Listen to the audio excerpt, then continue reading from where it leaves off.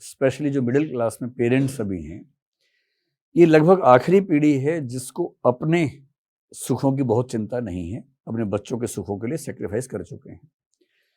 क्योंकि आप में से अधिकांश के पेरेंट्स वो हैं जिन्होंने बहुत स्ट्रगल करके आपको पढ़ाया है, बहुत पैसा बचा नहीं पाए हैं, और अगर थोड़ा बचा भी लिए तो खर्च करने का साहस उनके अंदर नहीं है। पैसा होता कई लोगों के पास, खर्च करने का साहस नहीं होता। अपने ऊपर खर्च करने का तो और साहस नहीं होता, उनको आत्मग्लानि होती है, गिल्ट फीलिंग होती है कि मैंने अपने ऊपर खर्च कर लिया, जबकि बच्चों के काम आने चाहिए पैसे। मेरे ख्याल से ये आखिरी पीढ़ी उस तरह की है मध्य वर्ग में, क्योंकि आपकी पीढ़ी जब पेरेंट बनेगी तो आप उतने परमार्थी टाइप के पेरेंट्स नहीं बनेंगे शायद, क्योंकि इसमें आपकी गलती नहीं है, समाज के ट्रांजिशन की गलती है, गलती भी नहीं है, नेचर है। इंडिविजुअलिज्म हमारे समाज में पहली बार ठीक से उभरना शुरू हुआ है मध्य वर्ग में। आज की जो नई पीढ़ी है, आप लोग हैं, आप लोग बुरे नहीं हैं, आप लोग इस नए समाज के प्रतिनिधि लोग हैं। आपको अपनी जिंदगी बिना कंप्रोमाइज के जीने की हैबिट काफी हद तक है, पेरेंट्स की तुलना में ज्यादा है। वो ड्रेसिंग सेंस से लेकर जिंदगी के फैसलों में हर जगह दिखती है। लड़कियों का अपने घर में आज़ादी मांगना अपने भाई के बराबर इसमें भी दिखता है। ये कहना कि मैं शादी नहीं करूंगी या नहीं करूंगा, और काफी दूर तक इस बात को निभा पाना, ये कहते तो हर पीढ़ी है, लेकिन पिछली पीढ़ी बोलती थी 12 साल में कि शादी नहीं करेंगे, 18 में शादी हो जाती थी। आपकी पीढ़ी 18 में कहती है शादी नहीं करेंगे, 30 में हो जाती है शादी, लेकिन 30 साल तक विवाह नहीं करेंगे। और आपकी पीढ़ी में क्योंकि विवाह बहुत लेट हो रहे हैं, एक्सपोजर बहुत ज़्यादा है, बड़े शहरों में आप रहते हैं, दोस्ती का एक्सपोजर बहुत ज़्यादा है, तो स्वाभाविक सी बात है कि वो सामाजिक ढांचा चल नहीं पाता जो आपके पेरेंट्स के समय में चलता था। इसलिए इश्क भी होता है, ब्रेकअप भी होता है, सामान्य बातें हो गई हैं। ये बड़े शहरों के युवाओं के बीच में सामान्य बातें हैं। विवाह की बहुत ज़रूरत भी आपकी पीढ़ी फील नहीं करती है, क्योंकि आपको लगता है कि क्यों किसी एक व्यक्ति को ज़िंदगी भर ढोएं, क्यों अपनी आज़ादी कम करें। आपको बेसिकली रूममेट की ज़रूरत है, ना कि पति या पत्नी की ज़रूरत है, और इसलिए आपको लगता है कि मैं क्यों अपनी आज़ादी से कंप्रोमाइज़ करूं। लिबरलिज्म ये पूरा विचार है, और लिबरलिज्म में इंडिविजुअल लिबर्टी का विचार सबसे केंद्र में रहता है। इसलिए आज की पीढ़ी को लगता है कि लिबर्टी का कंप्रोमाइज़ कभी नहीं करेंगे, और विवाह, परिवार लिबर्टी के बहुत गंभीर कंप्रोमाइज़ से बनने वाली संरचनाएं हैं। आपके पेरेंट्स ये बात चाह के भी नहीं समझ पाएंगे, लेकिन ये भी है कि अगर एक बार उनको टेस्ट लग गया तो उसकी वैल्यू समझ जाएंगे। आप उनसे कोशिश करके एक आध बार बाहर घुमाइए। एक फिल्म आई थी क्वीन नाम की कुछ साल पहले, वो एक बड़ी लिबरेटिंग फिल्म महिलाओं के लिए मानी जाती है। एक लड़की है, उसकी शादी होने वाली है, शायद टूट गई है, मुझे एग्जैक्टली कहानी ध्यान नहीं है, कुछ कुछ ध्यान है। फिर वो किसी वजह से विदेश यात्रा पर चली जाती है, और उसको समझ में आता है कि लिबरेशन क्या होता है। अब हमारे समाज में जो बड़ी उम्र के लोग हैं, उनकी इच्छाओं का सम्मान करने की परंपरा नहीं है। उनकी भी तो इच्छाएं हो सकती हैं, सामान्य इच्छाएं हो सकती हैं। Life in A metro film में एक सीन है जिसमें दो बूढ़े व्यक्ति एक दूसरे को प्रेम करते हैं। एक सीन दिखाया है, डर के मारे कि ज्यादा क्रिटिसिज्म ना हो जाए समाज का, तो उन्होंने अवॉइड किया उस चीज को, लेकिन हल्का से दिखा दिया। अभी पिछले सप्ताह एक फिल्म आई है, थाई मसाज नाम की फिल्म आई है। फिल्म के नाम पे मत जाइए, फिल्म बहुत ही शानदार फिल्म है। उस फिल्म के जो हीरो हैं मेरे बड़े अच्छे दोस्त हैं, उन्होंने मुझे खुद फोन करके कहा कि ये फिल्म आप देखिए, बताइए कैसी है। मैं भी उनको बता नहीं पाऊंगा, आज बताऊंगा, मैंने कल ही वो फिल्म देखी। फिल्म में जो है वो सो है, वो तो आप देखेंगे, लेकिन एक जो मूल बात है वो ये है कि बड़ी उम्र का व्यक्ति जिसकी पत्नी की मृत्यु हो चुकी है, उसकी पत्नी 22 साल तक एक बीमार अवस्था में रही, उसको लकवा मार गया था, पैरालिसिस हो गया था। उस व्यक्ति की उम्र 60-70 के आसपास हो गई है। उस व्यक्ति के जीवन में सब कुछ है, प्रेम है ही नहीं।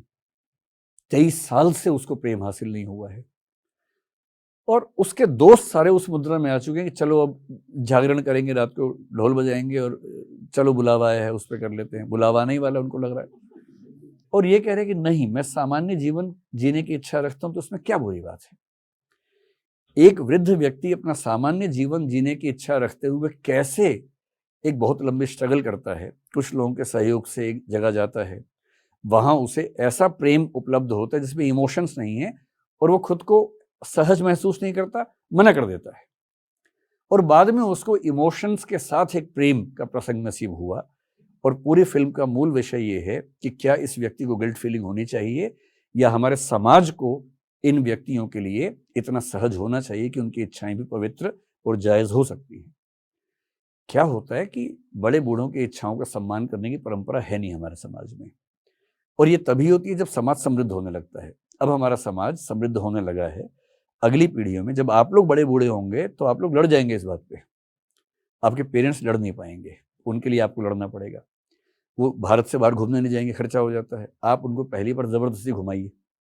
जैसे आप बोलेंगे पैसे मैं दूंगी, वो कहेंगे क्यों, तेरे पैसे क्यों खर्च करें, बेटी के घर का पानी नहीं पीते हम तो पैसे की बात कर रही है। तो उनको झूठ बोलिए, उनको बोलिए कि मेरी कंपनी ने कहा है कि आप पेरेंट्स को कंपनी के खर्चे पर भेज सकती हैं, फिर तैयार हो जाएंगे, तुरंत तैयार हो जाएंगे। उसके बाद फिर वो एक सेकंड में तैयार हो जाएंगे। और एक बार उनको थोड़ा यूरोप घुमा दीजिए या दुबई घुमा दीजिए, 3-4 दिन घूमेंगे तो उनको ये लगेगा कि दुनिया ऐसी भी है। और जब एक बार एहसास होगा, फिर वो 6 महीने बाद पूछे कि बेटा कंपनी का और कोई ऑफर नहीं आ रहा है? और कंपनी का तो पहले भी नहीं आया था। आप आज जो हैं उनकी वजह से हैं, तो जितना कमा रही है थोड़ा बचा बचा के घुमाइए उनको, क्योंकि जिस दिन वो चले जाएंगे ना, उस दिन बड़ा दुख होगा कि उनके लिए काश मैं ये कर पाती। तो जो सोच सकती हैं अभी कर दीजिए, बाद में आप पैसा लेके बैठी रहेंगी, मौका नहीं मिलेगा। इससे जब तक मौका है, पेरेंट्स को जितना सम्मान दे सकती हैं, सुख दे सकती हैं, दीजिए। और उनको ज़्यादा धार्मिक होने से रोकिए, उनको व्यावहारिक बनाइए, दुनिया घुमाइए और एंजॉय करें। और यदि वो बहुत पुराने कपड़े पहनने लगे, जीन्स विन्स पहनाइए उनको और घुमाइए थोड़ा बाहर। ये उनको रियलाइज करवाइए कि जीवन खत्म नहीं हुआ है, 60 का होना जीवन खत्म। मैं अमेरिका आज तक एक बार गया था 10 साल पहले। मैं एक दृश्य आपको बताता हूँ, वो बड़ा इंटरेस्टिंग लगेगा। मैं जहाँ था ह्यूस्टन में, मेरे बड़े भैया रहते हैं, उनके घर पे था। तो वो बोले कि मैं तुझे थोड़ा घुमा के लाता हूँ। तो तय हुआ कि लुइसियाना हम जाएंगे, जो उसके पड़ोस में एक प्रांत है। तो मैंने कहा कैसे जाएंगे? तो बोले सुबह सुबह बस चलती है यहाँ से, उस बस में चलेंगे, वहाँ कैसीनो होते हैं, तो कैसीनो देख के आएंगे। मुझे कैसीनो का नाम सुना था, कैसा होता है पता नहीं था उस समय तक। तो मैंने ठीक है देखते हैं, कम से कम एक्सपीरियंस तो होगा। तो सुबह सुबह में एक बस में गए। वो बस चलती है ह्यूस्टन से, टेक्सास से, सीधे कैसीनो के लिए ही चलती है। चलेगी, कैसीनो पे रुकेगी, सुबह मान लीजिए 10 बजे छोड़ देगी, फिर रात को 8 बजे फिर वहां से चलेगी, सब वापस आ जाएंगे।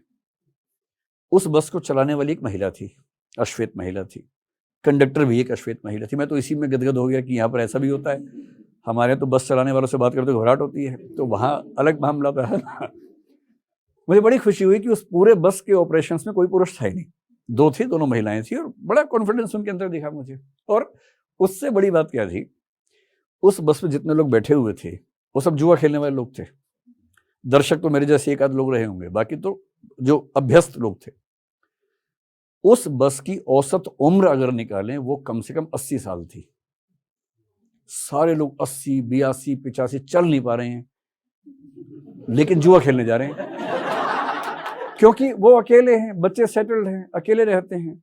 वो रोज वहां जाते हैं, दिन भर वहां खेलते हैं, आपस में छोटा छोटा खेलते हैं, थोड़ा हार गए, थोड़ा जीत गए, मन खुश रहता है। शाम को सब लोग वहां पर बैठ के खाना वाना कर लेते हैं, पार्टी कर लेते हैं, वापस आते हैं, दिन बढ़िया गुजर जाता है। क्यों जरूरी है कि 60 के बाद आपको पूजा पाठ हवन ही करना है?